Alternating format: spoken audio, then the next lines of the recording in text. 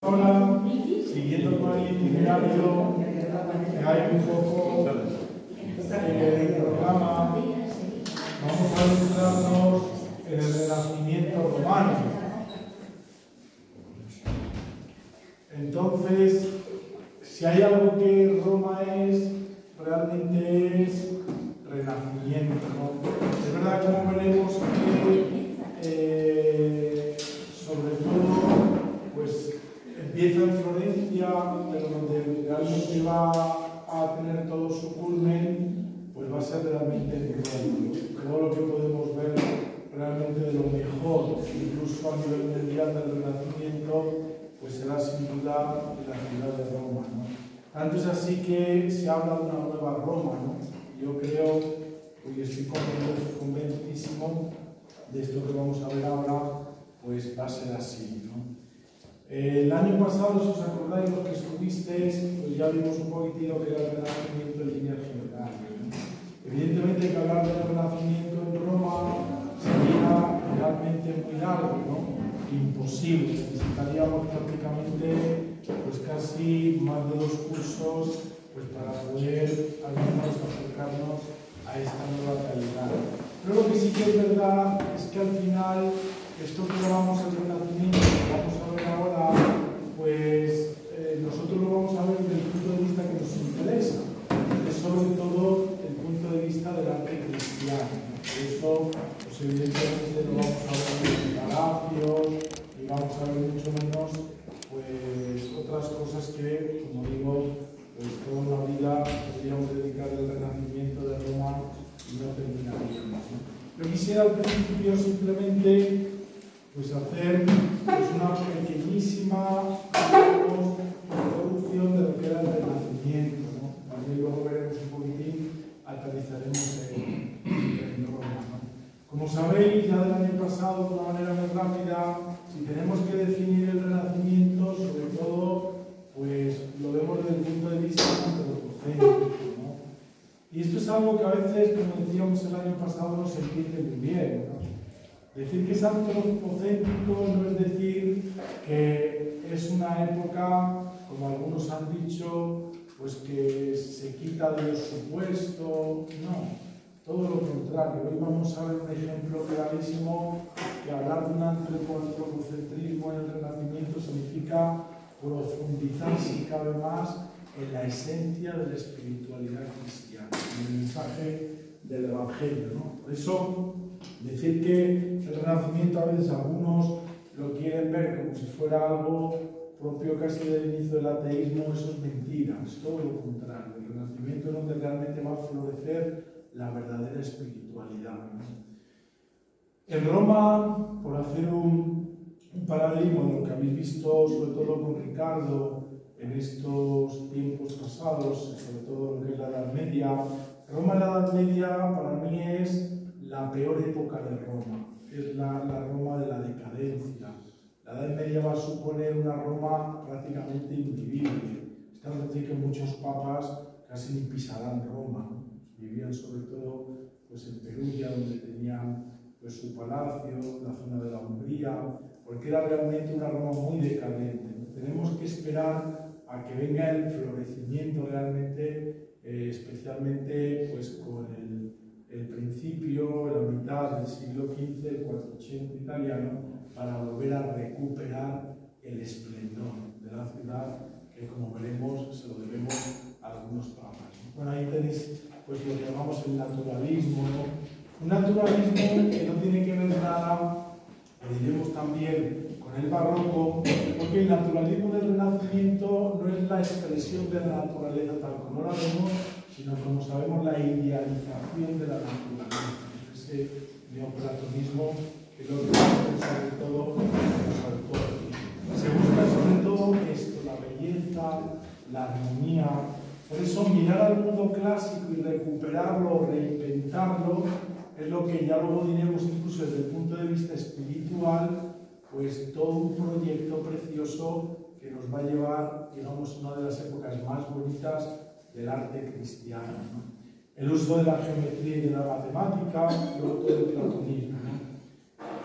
Continuamos un poco, como sabéis, lo que van a hacer los renacentistas es coger ideal de belleza griego, ¿no? Clásico. Aquí ponemos esos dos famosos ejemplos, que es de Polícleto y Lísipo. Pues Polícleto, sabes que la esencia de la armonía está en que la escultura tuviera pues, la medida de 7 cabezas, ¿no? Para allá luego, por ejemplo, Lísipo, pues serán 7 y media, ¿no?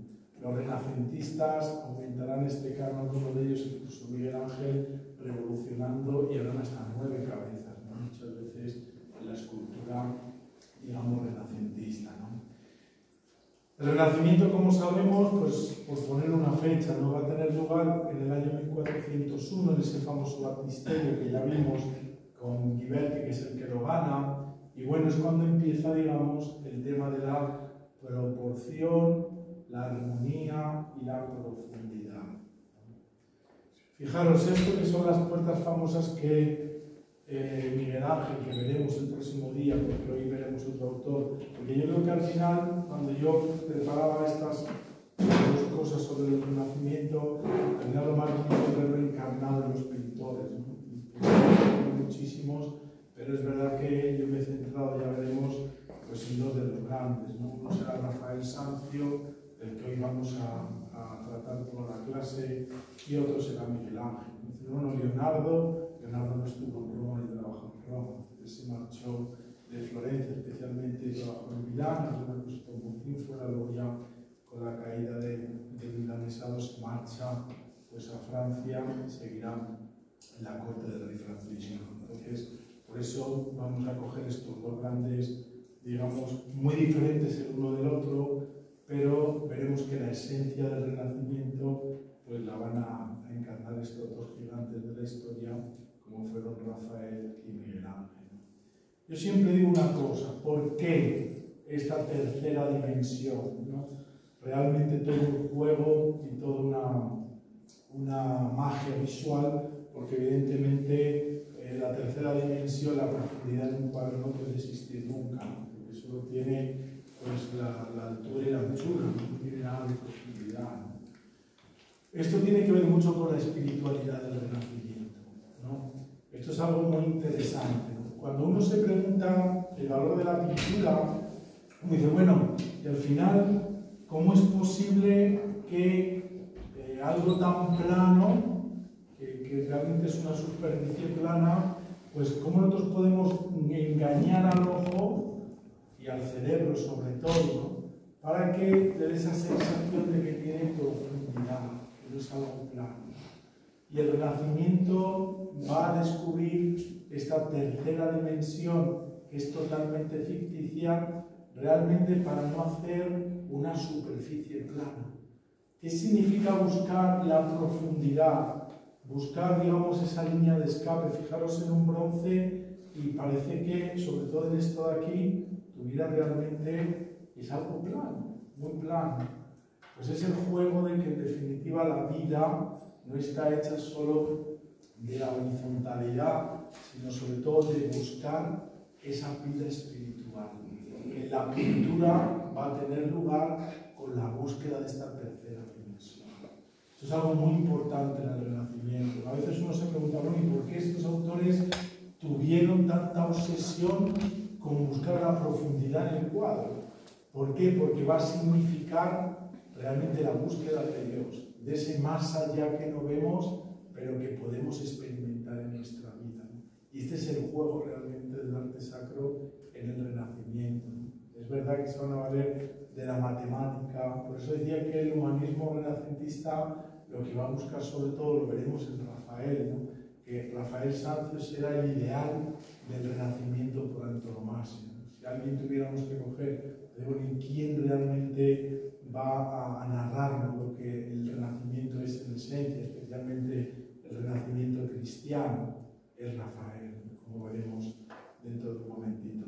Por eso la tercera, digamos, esta proyección ficticia, pues es muy buscada en el Renacimiento, ¿no? Porque quieren buscar el más allá de la pintura, la profundidad de la vida. Es muy curioso porque luego cuando nosotros, digamos, hemos visto un poco las vanguardias al final del año pasado, el arte, yo siempre digo, responde, es una radiografía del alma humana, de la sociedad en la que se pinta o la que se esculpe, ¿no?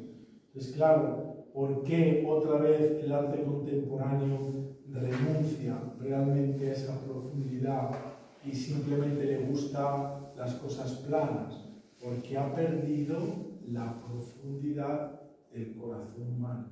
Ya no busca lo que hay más allá, se queda en una superficie plana porque ya no hay esa búsqueda de lo eterno, de lo infinito, de lo bello, de la verdad, de la bondad, como veremos luego en unas pinturas espectaculares, como detrás de la proposición iconográfica que nos da Rafael, lo que va a buscar en el fondo son estos temas, ¿no? Como veremos dentro de un poquito.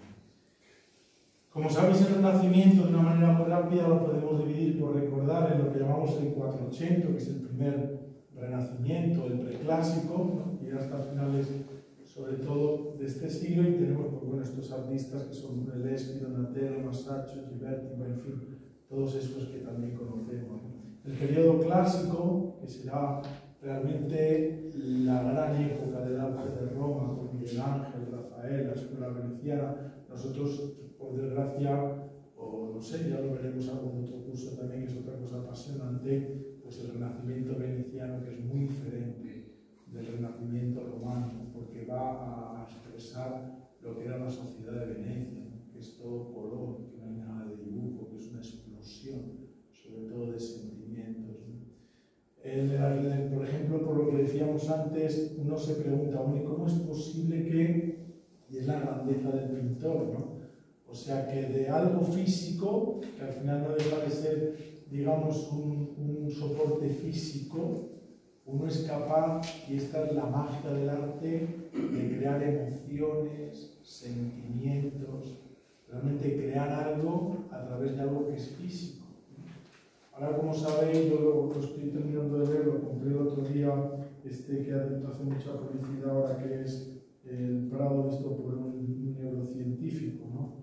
Que ha salido hace poquito, es muy interesante, porque este hombre lo que hace desde la neurociencia es precisamente analizar todo esto. O sea, qué proceso el pintor tiene que estudiar y ser consciente, ¿para qué? Porque él dice, y es verdad, nosotros no vemos con los ojos, sino que vemos con el cerebro.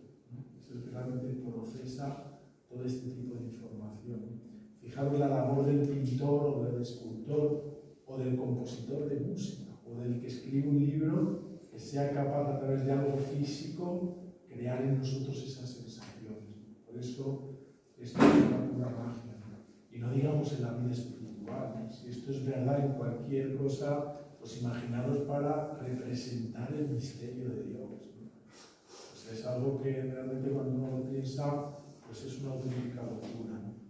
Bueno, ahí simplemente estos tres periodos, ¿no? Pues el manierismo hoy día, aunque digamos comúnmente, ya os dije, está como, pues hoy muy en desuso, ¿no? Porque al hablar de un periodo manierista, más que de un periodo físico, pues dice que en casi todas las épocas del arte, los finales, pues tiene ese periodo manierista, ¿no? Pero bueno, desde la primera parte, pues Brunelleschi, Battista Alberti, Michelozzo son pues, cosas que conocemos, el 500, pues los tres grandes también. Este es un patio que he querido poner porque es de este autor, de Peruzzi, que es otra joya que no podemos hablar de él, está muy cerquita del Trastevere, en Loncotevere, que es la Villa Farnesina, ¿no? Roma tiene varios nombres, ¿no? El Renacimiento de Roma, y uno es, sin duda, pues Agostino Chigi, ¿no? El gran banquero, que es el que realmente promocionó, digamos, si en Florencia fueron los Medici, pues en Roma será este Agostino Chigi, ¿no? Muy conocido, muchos le conoceréis porque el mismo Rafael, luego la completará Bernini, pues hizo la capilla donde está enterrado, que es en Santa María del Popolo, los cuadros del Caravaggio famosos, pues hay una de las capillitas, pues está la tumba de Agostino Chigi, ¿no? Primero murió él, un gran amigo realmente de Rafael, fue el que le comisionó prácticamente y le apoyó tanto, y luego su mujer, parece, dice la leyenda, que a los 4 días la envenenaron y ella quiso también, digamos, descansar. Y es muy bonita, luego al final, si nos da tiempo, hablaremos un poquito de esa capilla, porque, digamos, toda la diseñó Rafael, ¿no? Observamos simplemente la pintura de la pala de altar, más dos esculturas, y las otras dos ya las hizo Bernini, ¿no? Pero tanto las otras que hizo Bernini como la cúpula ya la había proyectado también Rafael, en esto que veremos luego en el ciclo. Pues esta es por fuera la Villa Farnesina, normalmente se puede visitar en los lunes, y bueno, pues también merece la pena porque dentro están las famosas pinturas de Rafael de la Galatea, ¿no? Que son realmente una auténtica joya, digamos, entrar en esta Villa Farnesina, que era una villa de recreo de este Agostino Chigi, ¿no? Esto es por dentro, para que veáis que esto es pintura, todo esto está hecho por Rafael, y es una cosa espectacular. He entrado en dos ocasiones, la restauraron hace poco en una sala, y esto todo es ficticio, ¿no? Cuando uno entra, pues aquí enfrente, que no las vemos, estarían las ventanas naturales, pero Rafael lo que va a hacer es fingir, digamos, esta falsa ventana, esta falsa, que corresponde tal cual. Si uno luego mira, tuviéramos un cristal, pues es un reflejo de lo que sería la Roma que se vería desde esas ventanas, ¿no? Y luego, bueno, pues el manierismo, que es el gran arquitecto, que es Andrea Palladio, que si alguna vez tenéis ocasión de ir a Vicenza, es una maravilla esta ciudad, es toda una ciudad de la arquitectura de Palladio, donde se encuentra sobre todo este edificio, que es el primer teatro, donde él hace una escenografía y también es una cosa espectacular, ¿no? La escultura, como sabéis, es independiente de la arquitectura, sobre todo el mármol y el bronce, ¿no? Fijaros a Miguel Ángel, aunque lo veremos el próximo día, pues siempre le quisieron iniciar también en el bronce, pero nunca intentó alguna vez, pero él nunca. Y entonces, pues al final ya, sobre todo su maestro, cuando le dio por primera vez hacer una escultura de mármol, él dijo que realmente era algo jamás visto, ¿no? Veremos el próximo día todo esto. Igual que la pintura, la búsqueda de la proporción y la belleza, el cuerpo humano, que sobre todo este ideal de belleza, como hemos dicho antes, se tiene que encarnar en algo muy concreto. Y los renacentistas, ¿dónde lo van a encarnar? A través del ideal de belleza del cuerpo del hombre y de la mujer. Por eso los desnudos, por eso tantas cosas, pues es una cosa impresionante, porque lo que quieren hacer es el ideal de esa belleza encarnada. Es la bondad de la carne con la encarnación del Hijo de Dios.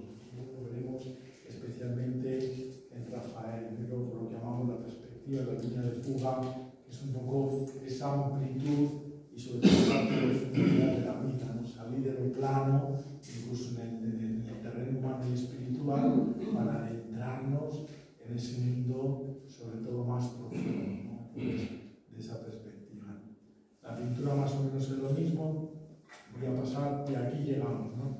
La pintura del Novecento, sobre todo italiana en Roma, pues va a estar motivada, a este le he puesto más pequeñito porque no hay nada, sino por Rafael y Miguel Ángel. Rafael, ya veremos, llega en 1508 y luego ya pues él trabajará sobre todo con los grandes papas, como sabéis, que fue el gran Julio II y luego León X, ¿no?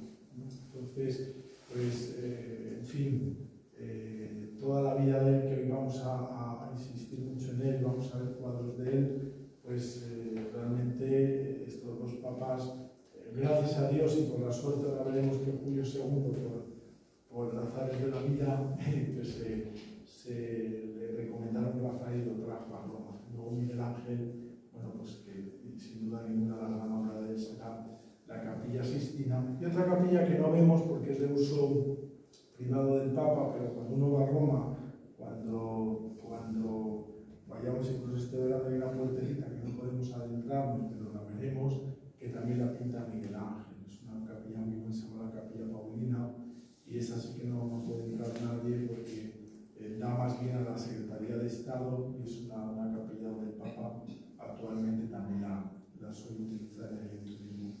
No puede.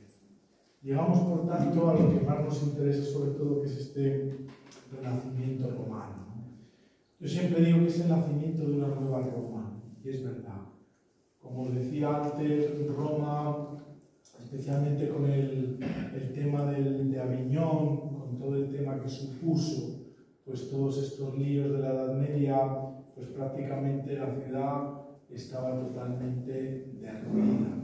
Tanto es así que, especialmente desde el siglo V, pues hay un movimiento, sobre todo un poco fanático dentro de la Iglesia, que se va a dedicar a romper la clasicidad como signo del paganismo.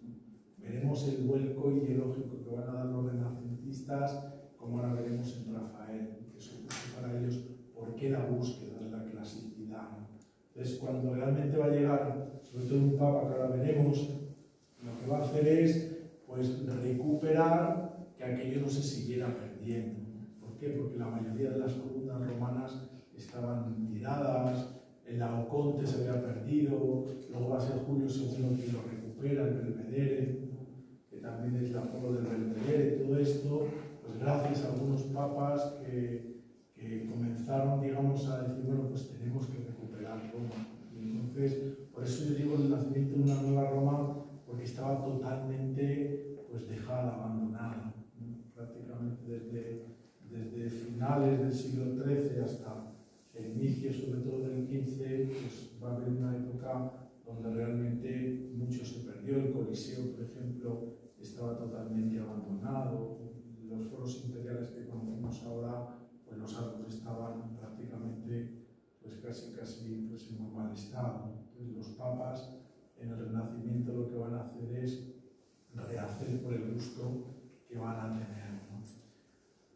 En Roma, por ejemplo, como sabemos, todos los orígenes vienen de Florencia, que es digamos, el inicio indiscutible del Renacimiento, pero es verdad que Roma se va a convertir en la ciudad, digamos, como decíamos antes, del Renacimiento por excelencia, sobre todo pues, con Miguel Ángel, Rafael, San Galo, Bramante, ¿no? Pietro de Cortona. Los grandes, digamos, del Renacimiento de Roma desde el punto de vista de la arquitectura, pues sin duda será el Bramante, que era el arquitecto pontificio, luego Miguel Ángel y Rafael. Los tres fueron directores y arquitectos de lo que llamamos la fábrica de San Pedro. Y los tres murieron siendo directores de la fábrica de San Pedro, ¿no? Sobre todo, digamos, construyendo el Vaticano, como vimos en el pasado, ¿no? En las características que he puesto ahí, pues es el deseo de realizar edificios perfectos, ¿no? Desde esa perfección técnica por la armonía y la proporción. Toman todos el radio y diámetro de una columna, ¿no? Tenéis que sobre todo lo que llamamos la proporción áurea, que es lo que ellos van a mirar. Y bueno, pues hay teóricos como Pachotti, ¿no? Que hablan de esa proporción áurea, que es pues estas medidas, ¿no? Luego este aspecto ascensional del gótico lo van a quitar por la horizontalidad. Nosotros vemos que eran todos palacios, como las iglesias renacentistas no van a buscar sobre todo lo que veíamos esa altura, que es espiritualidad de la luz, sino sobre todo, digamos, esa antropocentrismo también de, más que la altura, la anchura, de esa profundidad que quieren alcanzar. Entonces, también esto va a ser algo muy curioso de ver. Y luego los espacios unitarios, ¿no? Frente a la concepción, aunque luego se volverá pero ellos van a abordar siempre la preferencia por la planta basilical, realmente un cuadrado, una planta muy unificada y sin muchos elementos, ¿no? Como un poco lectura también de lo que había sido luego pues el gótico. Van a simplificar mucho las formas, ¿no? Entonces todo esto va a tener también lugar en el Renacimiento. El primer papa, por hacer un recorrido así un poco rápido de todo esto, va a ser este Martín V, ¿no? Que va a ser papa de 1417 a 1431. Este es el primer papa que realmente va a tener un gusto por recuperar lo clásico, ¿no? Es verdad que él llega al pontificado del año 1417, pero no llega a la Roma, como decía antes, hasta el 1420. ¿no? Él va a vivir los primeros años, especialmente en Perugia y en otros palacios que tenía el Papa, y no pisó Roma hasta el año 1420. Muchos de sus antecesores, pues tampoco que les gustaba vivir en Roma, ¿no? Entonces, algunos incluso murieron en el palacio que tienen en Perugia, ¿no? Por lo que os decía de la decadencia de la ciudad. Él se va otra vez a enamorar de la clasicidad y va a llamar sobre todo a Roma pues a Brunelleschi, Donatello y Masaccio, y son el primer papa que les va a animar sobre todo pues a a volver otra vez a rehacer Roma con, digamos, todos estos parámetros nuevos que fue el Renacimiento. Un segundo papa fue Nicolás V, que gobernará, como veis, de 1447 a 1455, y este es un papa súper importante. Un papa súper importante porque, fijaros, ahí va a llamar al gran arquitecto que es muy amigo de él, que es León Battista Alberti, que es el arquitecto de las arquitecturas renacentistas, Lorenzo Valla, que es realmente uno de los grandes filólogos de la época, era uno de los hombres más cultos, ¿no? Y luego la gran creación de él es lo que hoy sería la Biblioteca Vaticana, ¿no? Que es una cosa espectacular, ¿no? Es el que llama al Beato Angelico, hace lo que llamamos la Capilla Nicolina, que la podemos ver hoy en el Vaticano, que es esto que hay aquí, y donde Fray Angelico morirá, haciendo también esta capilla, y por eso está enterrado, como sabéis, en Santa María sopra Minerva, la curia de los dominicos, donde está allí enterrado él, ¿no? Y fijaros qué maravilla está la Biblioteca Vaticana, que es la que inicia Nicolás V. Va a empezar con un montón de decretales y el inicio, desde luego, los papas siguientes van a continuar pues convirtiéndose en la mejor biblioteca del mundo, aún hoy, por el número de volúmenes y de cosas que hay al ver, ¿no? En el Vaticano. Por eso, digamos, fue un papa tan impresionante. Luego llevamos ya al Papa Gran Sixto IV, ¿no? Que fue, digamos, el Papa conocido de la familia de la Rovere, Francesco de la Rovere, muy conocido pues, por la Capilla Sistina. Es el que todavía no llama Miguel Ángel, sino ya veremos el próximo día, va a llamar pues, a los grandes pintores como Botticelli, Pinturicchio, todos estos, y van a hacer la primera parte en el techo y luego el altar que para Miguel Ángel, y que es el inicio de la construcción de esta capilla magna. Aquí, bueno, pues tenemos una vista de ella, nos van a llevar pues, a los que hemos dicho antes, y luego sus grandes colaboradores, que fijaros, son gente también de primer orden, y se lo dimos en todas estas. Cuarto. Otro papa, un poco para nosotros, dicen que era español, de los Borgia, el gran famoso Alejandro VI, que en fin no de muy buena reputación y que, bueno, también fue un hombre que hizo algunas cosas, ¿no? La gran cosa. Ya sabéis que el Papa del Vaticano, lo que hoy día son los museos, esto era casi como los emperadores romanos, ¿no? Cuando un emperador romano ascendía al trono de Roma, pues cada uno se elegía su casa donde vivir, ¿no? Los papas igual. Es muy raro que los papas vivieran en las habitaciones unos de otros. Entonces ellos hacían edificaciones para sus aposentos privados dentro del Vaticano, y gracias a eso tenemos las joyas que tenemos, que hoy día son los museos vaticanos. Y uno de estos, el que va a llamar el Pinturicchio, y va a hacer que los apartamentos donde vive Alejandro VI Borgia, pues va a ser prácticamente pues, pintado por el Pinturicchio, que también es una maravilla. Luego veremos que esto tiene que ver mucho con que Rafael venga a Roma, ¿no? Por el odio que le tenía Julio II a Alejandro VI, que sería el siguiente. Entonces, pues, bueno, decirlo ya, él cuando llega el Papa Julio II al pontificado, pues le dice que tiene que pues, quedarse en los apartamentos de este, ¿no? Julio II, que no lo quería ni en pintura, dice que él, en la estancia donde este señor ha estado, no duerme ni loco, ¿no? Entonces, incluso con la Capilla Sistina, que tenía pues, escudos de él, los borra, ¿no? La misma cúpula de Miguel Ángel, con el techo de Miguel Ángel, pues va a borrar todos prácticamente. Julio II se quedó obsesivo contra él. Es verdad que era un hombre realmente un poco fuerte, está Alejandro VI. Pero, ¿por qué digo que fue la suerte de esa ojeriza contra él? Porque él va a decir a su arquitecto de corte, ¿no?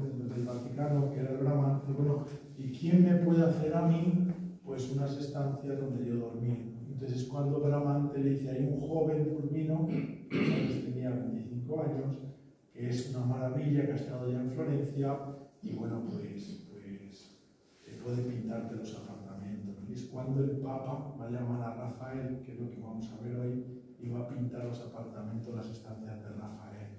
Y va a ser una maravilla porque gracias a eso pues vamos a tener también esa joya del arte que podemos ver también cuando uno va al Museo Vaticano. Una de las cosas que vemos son esas estancias, ¿no?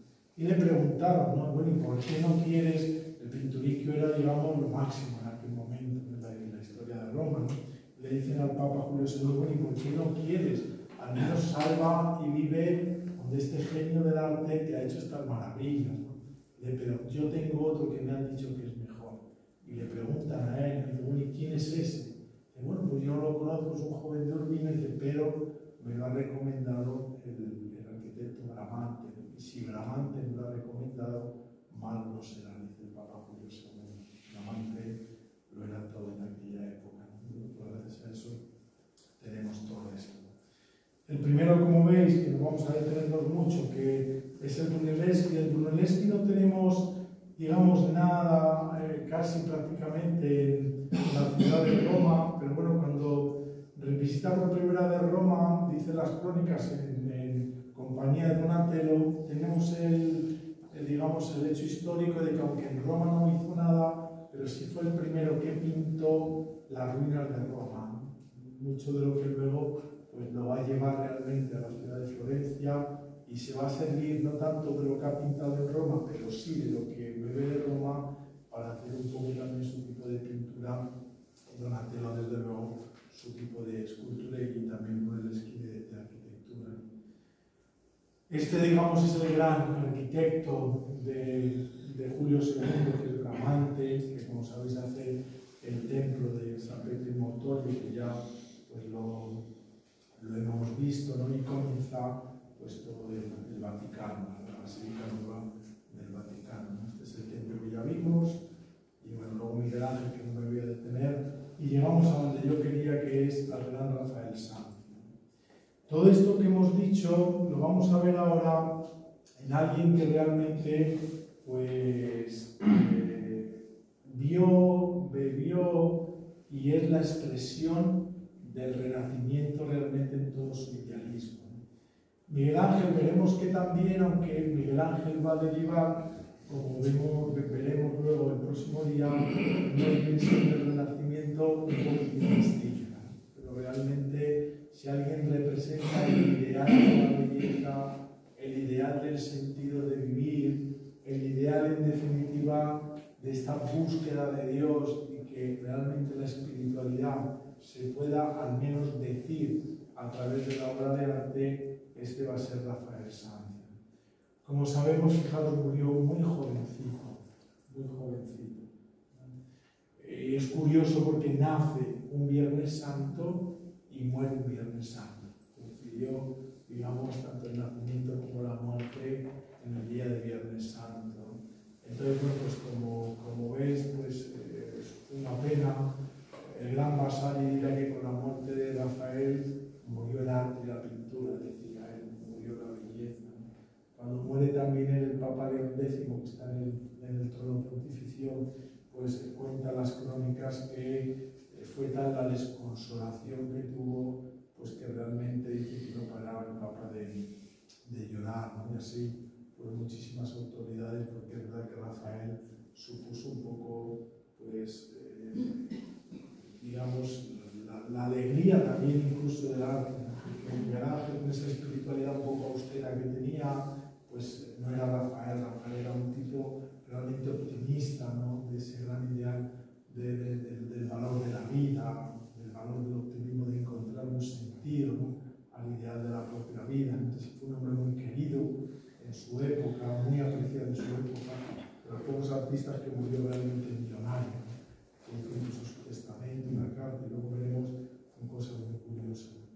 He querido empezar con este cuadro, que es una maravilla, de este autor francés que se llama Emiliano Daze-Vernet, que representa, es muy bonito porque representa, fijaros, a los tres grandes maestros del Vaticano que están ante Julio II, y le están poniendo pues los tres que veíamos, ¿no? Rafael, el Bramante y Miguel Ángel. Es un cuadro muy bonito porque va a resumir realmente el espíritu del Renacimiento romano, ¿no? II mayor, porque murió realmente mayor, pero sin embargo pues los tres están presentando lo que será después pues, la Basílica Vaticana. Si veis, Rafael tiene aquí esto que serán las estancias que os decía antes vaticanas, que es lo que más vamos a ver, ¿no? Podemos soñar, sobre todo estas clases, e imaginarnos que estamos en Roma, ¿no? Dentro de poco, al menos, pues, algunos iréis, o iremos en diferentes épocas, ¿no? Y uno se puede imaginar, por ejemplo, paseando a Rafael por las calles de Roma, ¿no? Y aquí es donde él vive, justo cuando empieza la vía de la conciliación. Él va a alquilar, va a comprar una casita que es esta de aquí, que hoy día existe. Aquí está el Castillo de Sant'Angelo, luego empieza ya la vía de la conciliación, y es donde él vivirá. Él vivirá ahí, ¿por qué? Porque le va a quedar muy cerquita de lo que está pintando, que son las estancias vaticanas, y de lo que es un poco la basílica luego como maestro del Vaticano. Muy cerquita de aquí, en el arco de Bancheri se llama, vivía, trabajaba y tenía el banco del gran Agostino, que decíamos Chigi, ¿no? Esta placita que hoy vemos aquí, que existe también, y que es donde Rafael, pues, y fue con mucha frecuencia, ¿no? Porque le hizo, aparte del encargo de la Villa Farnesina, hizo, luego veremos otra iglesia donde le va a Santa María de la Pace, le va a encargar otro cuadro, que es una joya, y luego pues la gran capilla, digamos, Chigi de la Santa María del Popolo, donde está enterrado él y la mujer. Este Agostino Chigi era un hombre muy culto, muy adinerado, se dedicaba como banquero que era, tanto así que, fijaros, el Papa Julio II, cuando no tenía dinero, pues le pidió, ¿no? para todas estas empresas, pues le dejó como 3.000 ducados, ¿no? Entonces, el acuerdo se conserva tal cual, ¿no? El acuerdo con él. Lo bueno de esto es que todos tenemos prueba escrita, él tiene todos los contratos. Entonces, en el acuerdo con el Papa, le dice, bueno, yo te pido prestado esto, pero pues te lo devolveré a razón de 1.000 ducados al año, ¿no? Claro, para el banquero, pues no era un gran negocio, ¿no? Pero bueno, él dice con esa fe, que luego veremos que va a representar Rafael, la figura del papado, dirá él, pues, Santo Padre, para mí es un placer pues, poder colaborar al sustentamiento del papado y a colaborar con el arte de la Iglesia, dirá él. Entonces, una relación tremendamente estrecha entre estos personajes, ¿no? Rafael, como decía antes, es el triunfo del sentido de la vida. Esto va a representar toda la pintura, toda la arquitectura que algo tenemos de él, y ese poquito de escultura que también tenemos, que por desgracia se nos fue muy joven. Este es un autorretrato que se va a pintar él y que conservamos sobre todo en la Galería de los Uffizi, y que está muy bien pintado como cualquier retrato porque marca un poco lo que fue su vida, esa mirada que va un poquitín más allá, que trata de ver el alma humana, que trata de representar realmente, pues eso, un sentido de la vida que va a ser su propia pintura. A mí me gustaría empezar por el final, que es su muerte, y ahora veremos por qué, porque la muerte de él va a suponer también un elemento de donde nosotros interpretar el sentido de su vida, ¿no? Él va a hacer un testamento, ¿no? Y fijaros, para que veáis la fe que él tenía, dice, mando que con mi dinero se compren 2 casas contiguas para que luego arrendándolas, con lo que se saque del arriendo, pues puedan celebrar por mí una misa semanal para la salvación de mi alma. Dejó el escrito. Estas casas, que él las describe muy bien, pues hoy día también conocemos dónde están.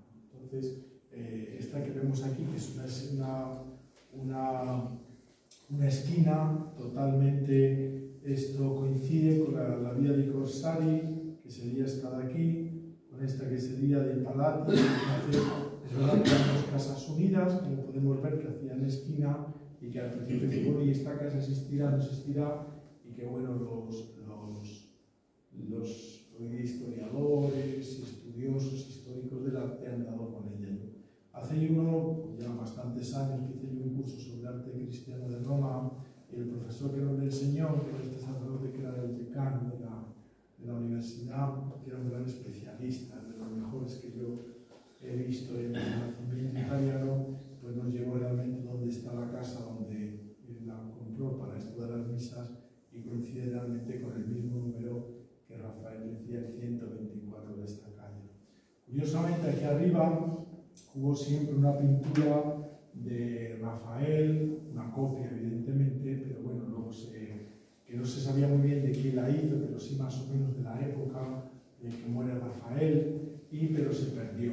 Entonces ya nunca se encontró, ¿no? Es muy interesante porque, claro, Roma tiene la gracia de que uno puede ver la Roma de Caravaggio, pasear por donde vivió, por donde estuvo, las tabernas, lo mismo Miguel Ángel, uno puede ir por Roma y quien tenga y le guste ir a Roma, pues en vez de ver siempre lo mismo, pues puede hacer el recorrido donde se movió Miguel Ángel, donde vivió, ¿no? Y así podemos. Una de las cosas que se detalla muy bien, porque Rafael era muy ordenado y tenía todo muy por escrito, pues es esta Roma de Rafael, ¿no? Que está muy bonita. ¿Y están habitadas esas casas? Sí, sí.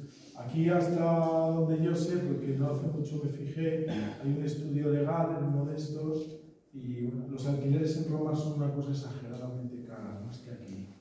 Y en esta zona más, porque se ha hecho muy popular, y casi todo más que viviendas hay oficinas de arquitectos, de notarios, y este en concreto, pues casi sí que vive gente, pero la mayoría son oficinas. Entonces sí, están totalmente habitadas estas casas. Y como os decía antes, empezando por el final, en su testamento dice que quiere sepultarse en el Panteón, ¿no? De Agripa, que es este que vemos aquí, que como veis es otra joya, ¿no? Por desgracia ahora cobran dinero por entrar, y bueno, siempre en unas colas lo mejor es comprar, se puede comprar la entrada por internet, en la taquilla que están por aquí, o sea, hay aquí una maquinita que también puedes comprar el ticket, ¿no? Y bueno, ¿por qué esto? Ya veremos que es un sentido muy bonito, por lo que decía de amor a la clasicidad, y por eso él establece que quiere enterrarse en el Panteón, ¿no? Esta es su tumba de Rafael, tal como la tenemos, y es el primer autor artista que se entierra en el Panteón, ¿vale? El Panteón, como sabéis, era, digamos, el Herodes Agripa, y lo que va a hacer él es dedicarlo a todos los dioses, ¿no? Luego la iglesia lo reconvertirá en una iglesia que es Santa María de los Mártires, que todavía sigue existiendo como iglesia, y están enterrados ahí la gente ilustre, ¿no? Entre ellos el primero que se entierra como un artista famoso, y ahora veremos el sentido por qué quiere enterrarse ahí, es realmente Rafael. Ahí tenemos pues, los reyes después de toda la invasión, digamos, alemana, y Mussolini y todo eso, y luego con Garibaldi, sobre todo con el risorgimento italiano, con Manuel II, III, los reyes de Italia, también están ahí enterrados en el Panteón, ¿no? Y es muy interesante, aquí vemos Sepulcrum Rafaeli Sancti Urminatis, ¿no? Entonces, es muy interesante porque en el Panteón, fijaros, Rafael es, sin duda ninguna, la primera persona que ha defendido el cuidado del arte y de la belleza en cualquier parte del mundo, de cualquier religión y de cualquier época, ¿no? Y decimos esto por una sencilla razón. Hay a ver, esto puede ser hay un íntimo amigo de él que fue el gran Baldassare Castiglioni, que como sabéis, esto, ahí, nada, esto quiere aquí, ahí, Baldassare Castiglioni, que es este, que es un autorretrato, un retrato que le hace Rafael, que era un hombre de los más notables de la época, ¿no? Llegó a ser, cuando el famoso saqueo de Roma de nuestro rey Carlos V, que Como sabéis, en 1527 entró y dejó ahí prácticamente Roma hecha una pena. Él era el nuncio del Papa, ¿no? Fue un gran literato, fue realmente un hombre que amó mucho la ciencia y el arte. Entonces, él, con esa sensibilidad que tenía con Rafael, ¿qué hace? Viendo la decadencia de lo que era Roma con la clasicidad, va a mandar una carta al Papa, en este caso era León X, ¿no? Y va a decir una carta muy bonita diciendo santidad, lo veremos un trocito, dice, en el año 1519, si no estoy mal, dice, santidad, le pedimos que por favor, pues este lugar, que era el Panteón, pues usted lo cuide y nos ayude a recuperarlo, porque recuperar la clasicidad es salir al encuentro también de la belleza y de la experiencia cristiana. Gracias a esa carta de Baltasar de Castellón y con la de Rafael, pues aquel lugar del Papa León X lo va a recuperar, le va a dotar de grandiosidad y sobre todo gracias a ellos también esa lucha por la defensa de lo que hoy diríamos el patrimonio histórico, que fue la primera vez, al menos el primer documento que tenemos de alguien que intercede para que se cuide el patrimonio histórico, pues aquello se salvó. Claro, no lo tenía difícil, porque el Papa León X fue un hombre gran amante de la cultura clásica, ¿no? Por eso al final pues, va a llevar a cabo toda esta obra, ¿no? Y por eso también como lugar para que aquello se cuidara y que no se viniera abajo, que el Panteón, que sería el signo de la clasicidad de Roma, que ahora lo poco que quedaba un poco pues, en pie, pues no se viniera abajo del todo, él pues, quiere ser enterrado en este lugar. Este es el cuadro de la transfiguración, los cuadros más, yo creo que personales de él, que lo va a pintar para una de las diócesis italianas, que luego pues, será Nicolò, que luego pues, será Papa también, y que es la transfiguración, y es el cuadro que le acompaña a Rafael cuando murió. Lo podemos ver en el Museo Vaticano. Es de las últimas obras que tenemos de él, es una joya, porque en definitiva, fijaros, lo que Rafael está anteponiendo es, aparte bueno, pues de lo que conocemos del Monte Tabor, que es esto de aquí, pues es ese niño que vemos aquí, totalmente con esa naturalidad, con toda esa torsión, con ese nocturno.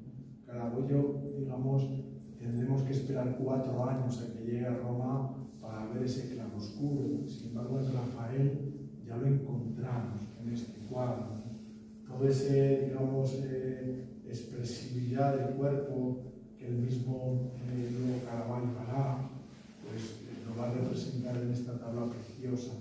¿Y qué nos dice en esta tabla Rafael, propio de su espiritualidad? Pues que verdaderamente lo que no pudieron los apóstoles, como nos narra en el libro también de la Escritura, y que no pudieron echar al demonio de este niño, el único que va a poder va a ser Cristo resucitado luego después, como sanador realmente de la vida, la fuerza de Cristo como la luz de la vida, la luz sanadora, en definitiva, de nuestra vida. Por eso fue un tema que a él le acompañó, estaba en el cabecero de su cama cuando murió, porque a él le valió sobre todo pues, para hacerle descubrir el valor, sobre todo de la luz de Cristo, que le va a representar sobre todo la transfiguración para él.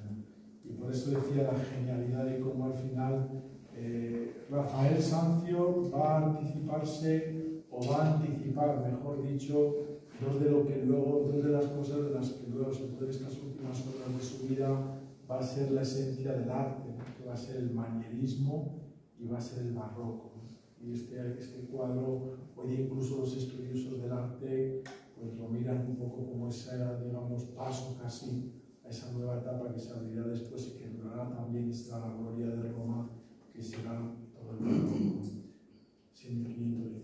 ¿Ves? Esta es la carta que os decía yo, que le escriben al Papa para la defensa del Panteón. Esto es lo que nos hace la genialidad de Rafael, como esa obligación que él siente de poder cuidar de lo clásico, de no lastimar más, de no dejarlo caer. Esto era una discusión, gracias a Dios, pues que la Iglesia tuvo grandes papas, amantes del arte y de la cultura, pues que recuperaron todo esto, ¿no? Porque si no hoy día, pues desgracia no tendríamos nada de lo que hoy tenemos en Roma, ¿no? Esto es muy bonito porque luego veremos qué sentido tiene para un renacentista el arte clásico, ¿no? Por eso no es simplemente un tema estético, sino que sobre todo es un tema espiritual y de cultura, ¿no? Y por eso yo creo que es muy interesante entrar en la esencia de lo que fue el Renacimiento y que desde luego Rafael nos dirá, ¿no? Esta es la Virgen que tenemos encima de su tumba, que es una Virgen preciosa, la Madonna del Sasso se llama, que está hecha por un amigo de él, un escultor que se llama Rafaelino de Montelupo. Y en el Testamento también, por el amor que tiene a la Virgen, lo deja establecido, ¿no? Que encima de su tumba esculpan una imagen de la Virgen con el niño, dirá Rafael. Entonces, pues el Papa León X, pues este deseo que tenía Rafael lo hará realidad. Esta es la joya de la Virgen que realmente, si veis, parece una Virgen romana. Hay quien dice, pero eso ya son suposiciones, que lo que hace este Rafaelino de Montelupo, que tiene toda la verosimilitud. Luego hay un San José que, si uno va al Panteón, es tal cual, es un soldado romano que le han plantado a un niño la cabeza de San José y una vara. Entonces era un romano que había ahí de la época y ahí lo clavaron, ¿no? Esto parece que igual, por todo esto que vemos, si os fijáis, parece una divinidad romana, una de las religiones romanas o de las vestales, que lo que ha hecho es igual inserirle toda esta parte de arriba y convertirla en una Madonna, en una Virgen. Por eso tiene también un valor pues muy bonito, porque es lo que Rafael quiere hacer, como veremos, unir lo clásico a lo cristiano. Para Rafael, la clasicidad, lo que vemos, significa aquello que esperaba para llegar a Cristo. Entonces eso es muy bonito y lo veremos a ver unas pinturas muy interesantes. Por eso al final para él no solo el Antiguo Testamento, sino la cultura clásica es ese ideal de belleza que estaba esperando a que Cristo realmente llegara, para dotarle de plenitud precisamente todo esto. Y es lo que ahora vamos a ver con el resto de sus pinturas, ¿no? El Papa va a mandar a hacer este epitafio también, que lo podemos ver al lado de su tumba y que dice tal cual, ¿no? Traducido al español, está en latín: he aquí Rafael, por quien la naturaleza madre de todas las cosas debió ser vencida y morir con su muerte. Fijaros, y esa era la sensación, que con su muerte moría un poco la naturaleza. Esta es una de las obras muy bonitas que se encuentran en Villa Farnesina, que es un poco esta idea de lo que decíamos antes, como lo clásico es lo que antecede a la redención de Cristo, ¿no? Ese diálogo y ese abrazo desde lo clásico que anuncia ya, luego lo veremos con la venida de Cristo. Vamos a ir ya, por ir terminando también, para no cansaros mucho, esto que es la gran joya de Miguel Ángel, que si empezábamos por el final, que era la muerte, ahora vamos al principio, que es prácticamente cuando él pues, va a pintar dos obritas, que esta es la que os decía yo antes, que es Santa María de la Pache, que está muy cerquita de Plaza Navona, y que es una joya, al menos a mí me lo parece, porque Rafael aquí nos va a decir, fijaros, lo que nos está diciendo es ese diálogo entre lo clásico y el cristianismo. Como al final para él el mundo clásico va a tener sentido desde lo que llamamos sobre todo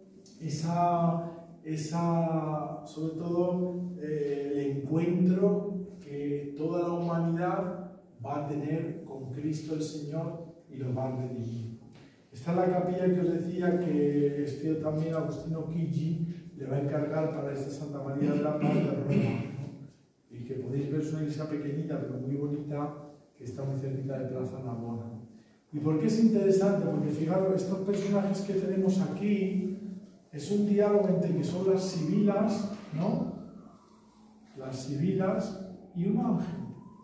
Las sibilas, fijaros, no son profetisas del Antiguo Testamento, no son cristianas, sino que representan en el mundo artístico a la profecía de la paganidad, de lo pagano. Eran como oráculos propios del paganismo. Entonces, fijaros, este día de Rafael, por eso el valor que le da al Renacimiento y la esencia del Renacimiento a lo que significa recuperar lo clásico, porque al poner un ángel por encima de algo con ellas, va a representar, ¿veis el ángel que de hacia arriba? Es al final la representación del Espíritu Santo, de la revelación.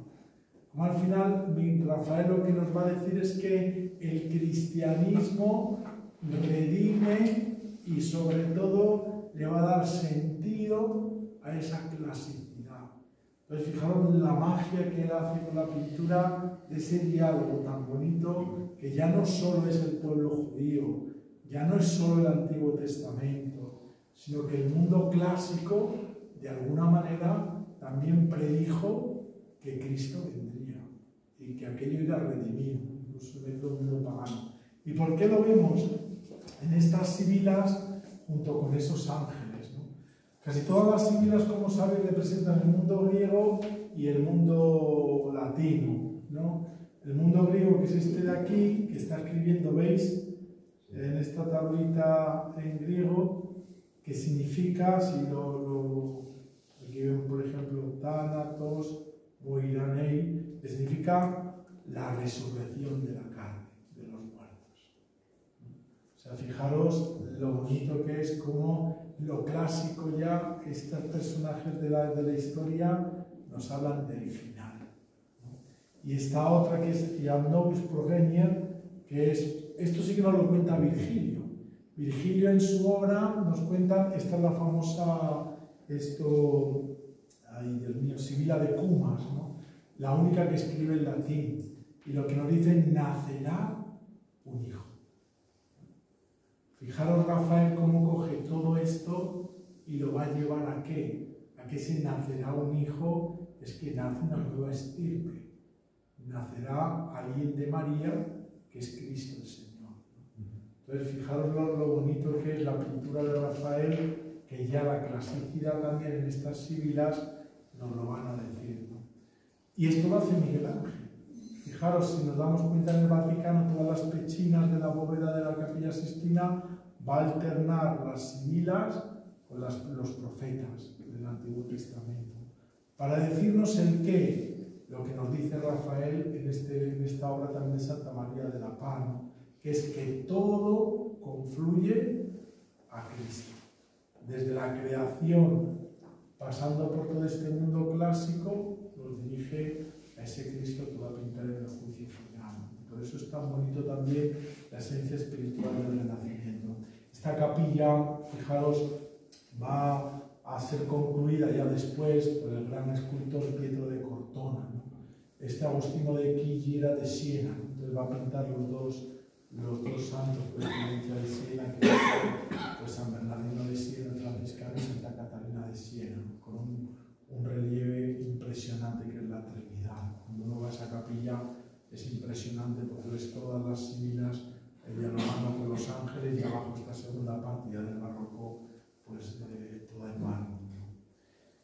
Entramos a lo que nos interesa, que es ya, digamos, todo esto que hemos dicho, que son las estancias pontificias, que muchos pues, las habréis visto, ¿no? Que se encuentran en el Museo Vaticano antes de entrar a la Capilla Sixtina, y es lo que ya pues, os decía antes, ¿no?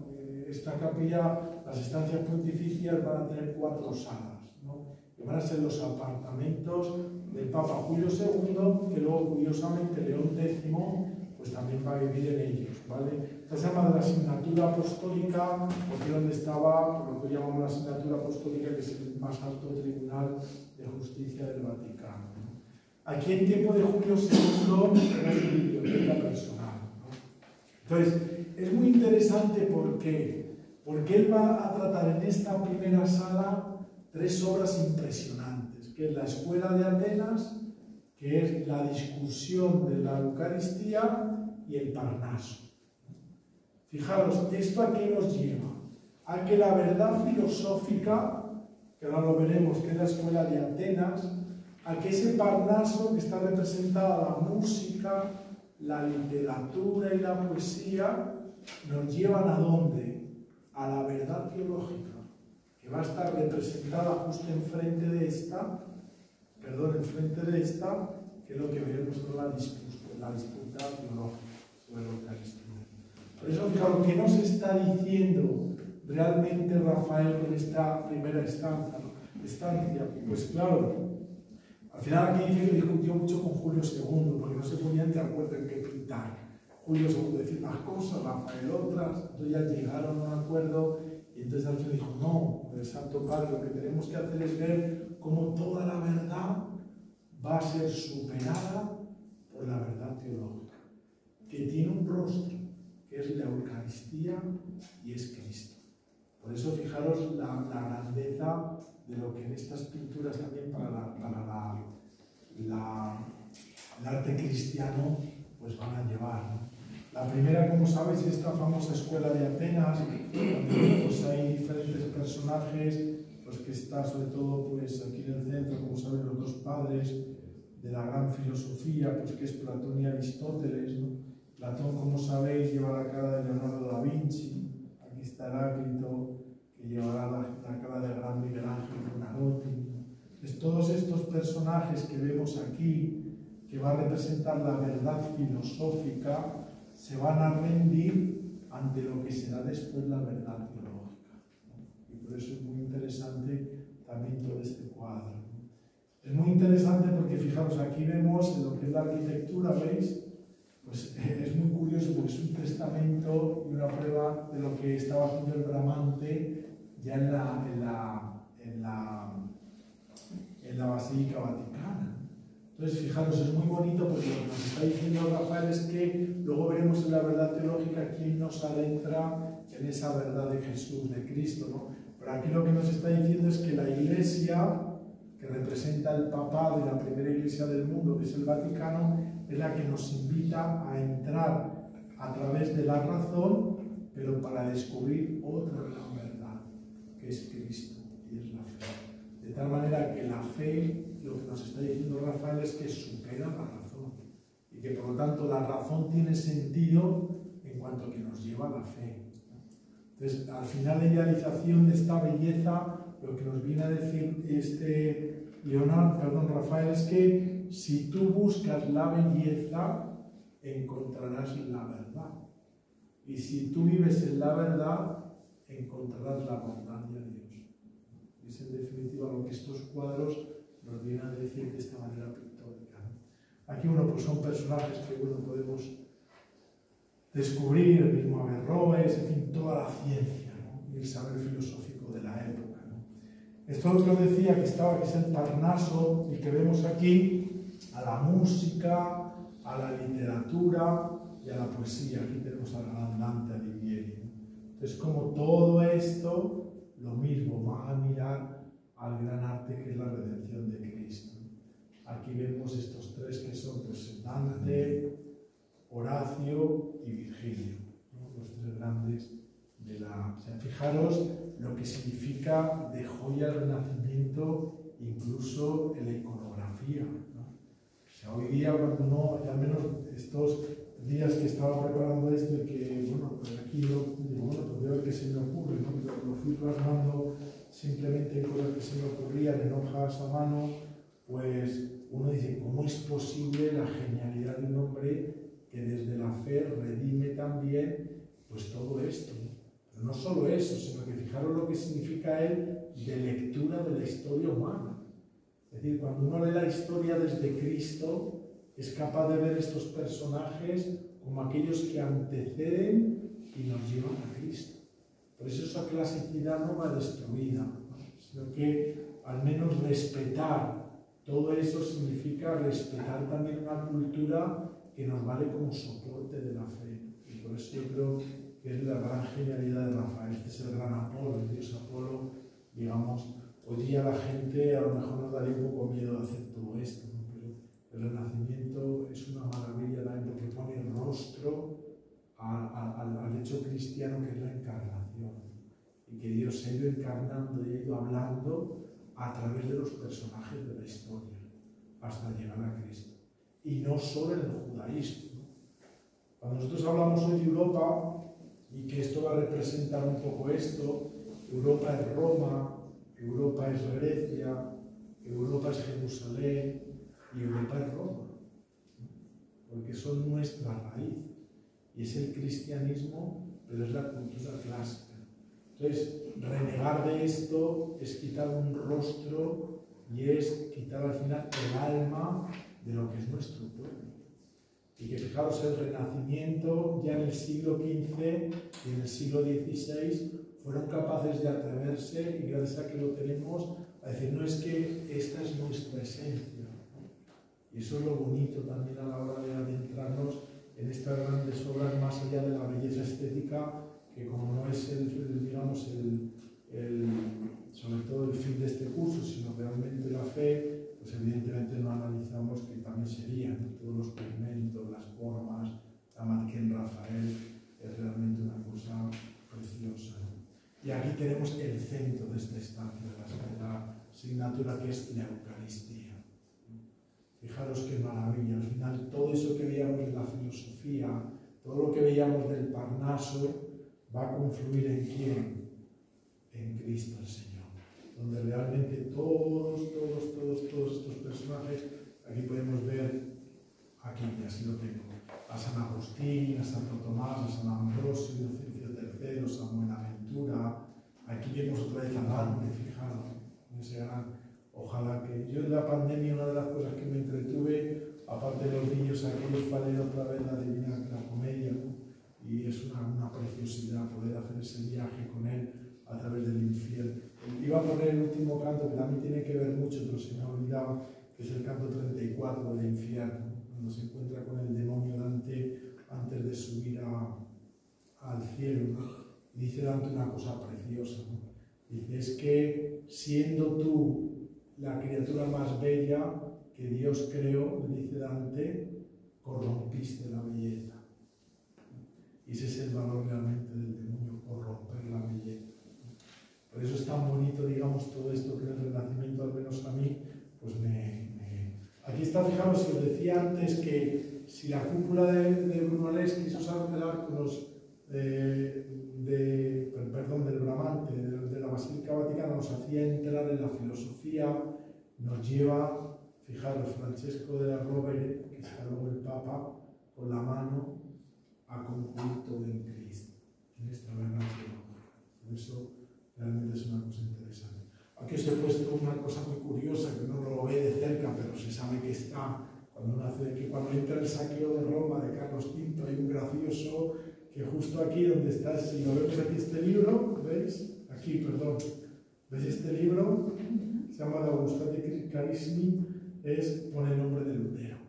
Y ahí se conserva un graffiti de la época del 1527, alguno con su Lutero, y ahí se conserva entre otros grafitis que hacen en estas estancias, ¿no? Me parece una cosa curiosa también de ponerlo. Y este personaje, ¿veis? De Francesco de la Rovere, que al final es el papado, que será, digamos, el próximo Julio II, ¿no? Cuando era joven, que va a adentrarnos en esa verdad teológica. Bueno, aquí están los grandes que se han hecho entre dos santos, San Buenaventura y Santo Tomás, Dante, que os he dicho, y la gran gloria del cielo de la verdad teológica. Esto es muy interesante, vamos a seguir, porque junto a todo esto que hemos dicho nos faltaría una cosa, ¿no? Que es la ley, la norma, la justicia. Es decir, cómo la justicia también de dónde nos viene. Entonces él va a hacer las decretales de San Raimundo de Peñafort, que es el que hace la primera decretales, y luego pues, el código de las normas religiosas, perdón, el código romano, que se lo dan entre la justiniano. Entonces, como también el derecho humano y el derecho canónico van a tender a mirar a Cristo el Señor en la Eucaristía.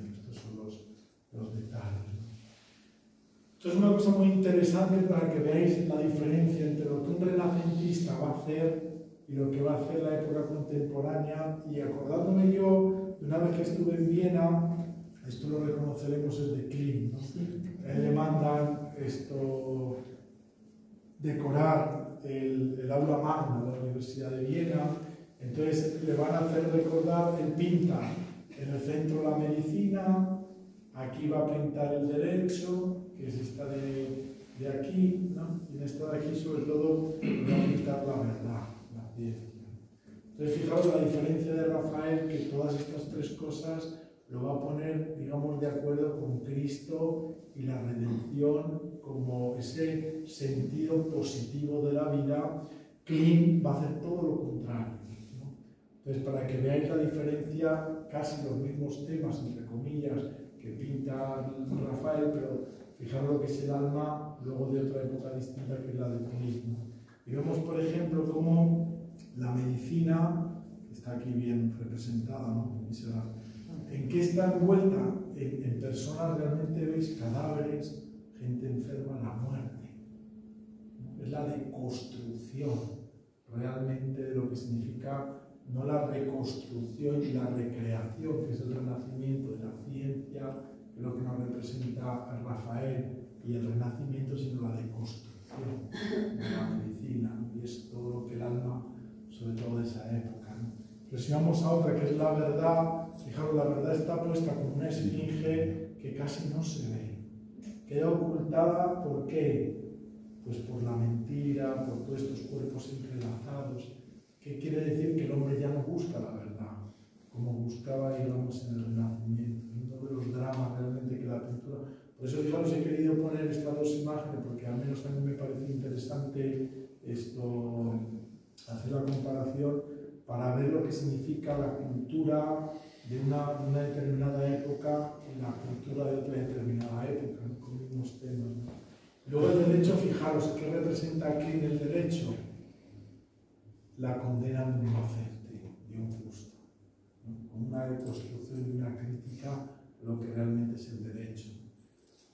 Rafael nos pondrá con esas decretales, que es el derecho canónico y la entrega del derecho romano a Justiniano, la bondad también y el valor de la justicia, ¿no? Como realmente garante realmente de esa búsqueda también del bien, ¿no? Hacia el inocente, ¿no?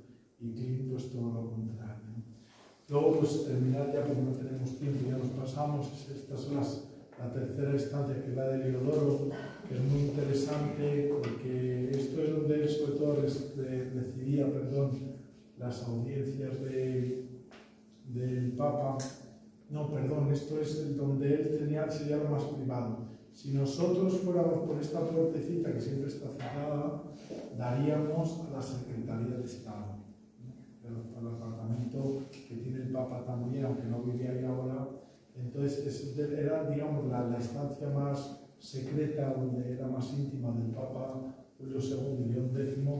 Y si antes hemos visto la razón, hemos visto sobre todo la filosofía y demás, ahora es la defensa del papado, ¿no?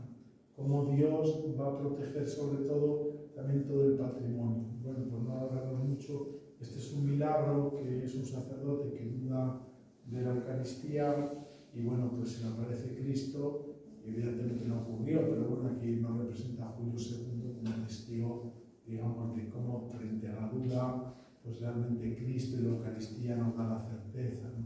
Este es Heliodoro, que como sabéis, en tiempo del rey Seleucida, pues va a saquear el templo de Jerusalén, tiene una visión, y Heliodoro va a defender el templo de Jerusalén, el tesoro. Aquí tenemos, fijaros qué escorzo, qué impresionante, que hablamos de la pintura de Miguel Ángel, o de, qué sé yo, de cualquier escultura, ¿no? Fijaros ya la pintura, este movimiento tremendo, esa cara de realismo también. Fijaros esa boca que nos recuerda un poco al Caravaggio, ¿no? Y fijaros esa mucho, antes tenemos esa concepción de Rafael un poco así como muy dulzona, ¿no? Esas pinturas, pero sin embargo fijaros la calidad que tiene Rafael de la pintura, ¿no? Y luego como al final el Papa, el Señor protege siempre al Papa, ¿no? Esta tercera estancia, que es la de Heliodoro, lo que significa es cómo Dios siempre protegerá al Papa, ¿no?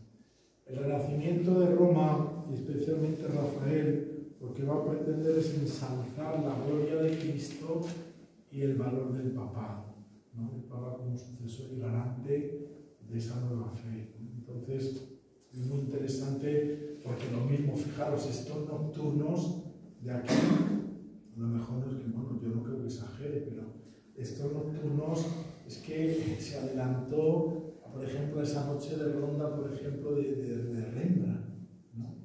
Y es que la tenemos ya unos cuantos años antes, ¿no? O a todos estos, digamos, claroscuros que va a hacer el Caravaggio después. Fijaros la genialidad que tiene este que llaman el divino Rafael, ¿no?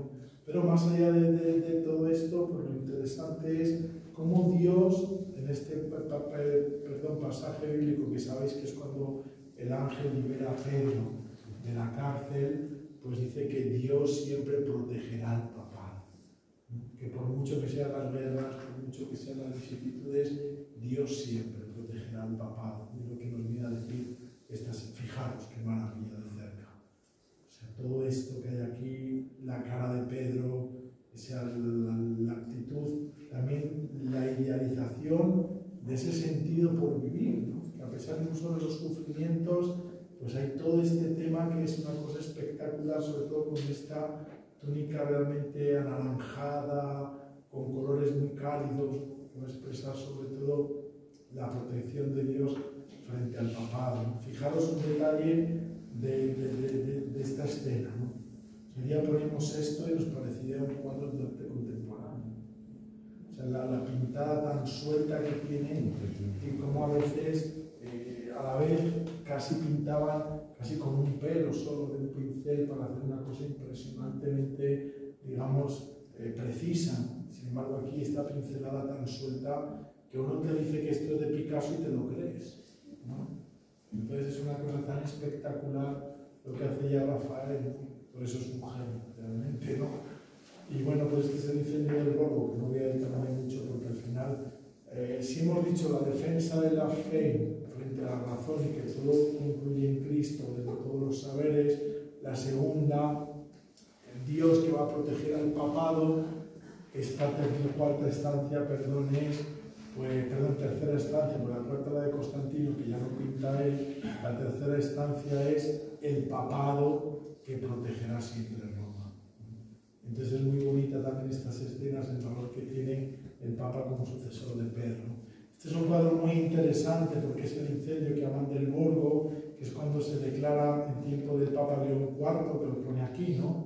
Que es una escena que sucedió en el siglo IX, cuando pues Roma viene incendiada, el Papa, aquí está el Vaticano, sale al balcón, bendice la ciudad y el incendio se frena.